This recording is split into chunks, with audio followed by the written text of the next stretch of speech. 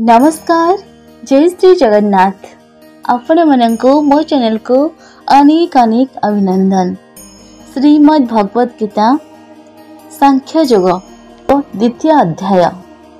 आश्चर्यवत् वद पश्यति कश्चिदेनः माश्चर्यवत् वद वदति तथैव चान्य आश्चर्यवतीर्न मन्यं शृणोति श्रुत्वा वैनं वेद न चैव कश्चित्। केही केही आत्मा को एक आश्चर्य रूप में देखती, केही केही एक आश्चर्य भाव वर्णना करथांती, पुणी केही केही एक आश्चर्य भाव शुणती एवं आउ केतेक एहाको बुझिले मध्य बुझी पारंती नहीं।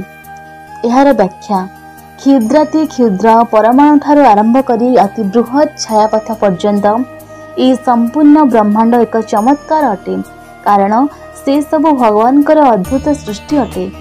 छोट गोलापटिए तार कमनीयता सुगंध और सौंदर्य दृष्टि केते अद्भुत, परम आश्चर्य स्वयं भगवान अटंती। एपरी कहा जाए जे अनंत शेष जहाँ पर भगवान विष्णु शयन करिथांती, सृष्टिर प्रारंभरू निजर 10 सहस्र मुखरे भगवानकर जसगान करी मध्य ए पर्यंत संपूर्ण करि पारि नाहंती। आत्मा भगवानकर एक क्षुद्र अंश होइथिबा दृष्टिरू आहुरी आश्चर्यजनक अटे, कारण यह भौतिक स्थितिर अनुभवतीर अटे। जेपरी भगवान दिव्य अटंती, तांकर अंश आत्मा मध्य दिव्य अटे। यही कारणरू केवल बुद्धि बल रे एहाको बुझिबा संभव नुहे, कारण एहार अस्तित्व स्वरूप विषय कल्पना करिबा कठिन अटे।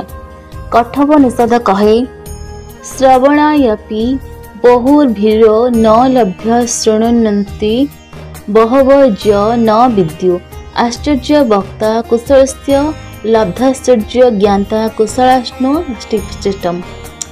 जड़े आत्मज्ञानी शिक्षक दुर्लभ अटंती, एहीपरि जड़े शिक्षक ठारू आत्मज्ञानर दिव्य श्रवण करिवार सुजोग आहुरी दुर्लभतर।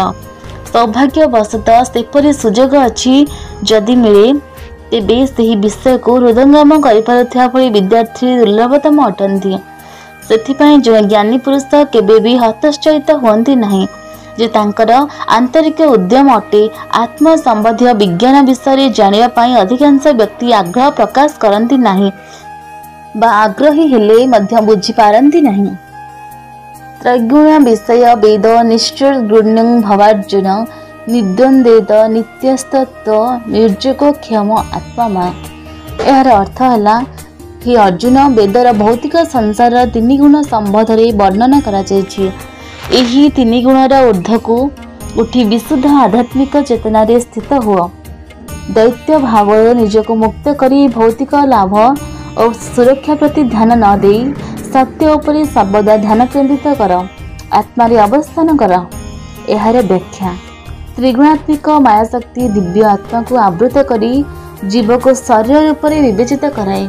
मायार यही 3टी गुण है सत्वगुण, सद्गुण, राजस गुण, कामयुक्त गुण और तामस गुण, अविद्यार गुण। प्रत्येक व्यक्ति ठारे तांकर अनंत जन्मर संसार अनुसार यही 3 गुण विभिन्न मात्रा प्रकाशित होता है एवं सही अनुसार समस्त ठारे अलग अलग रुचि और प्रवृत्ति परिलक्षित होता है।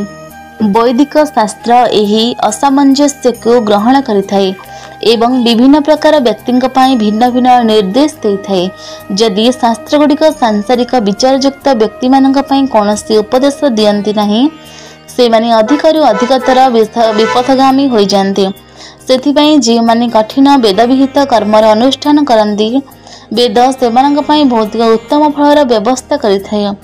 एहा सेमानको तामस गुणरू रजगुण और रजगुण सत्वगुण दिगरे उत्थान करिबारे साहाय्य करिथाए।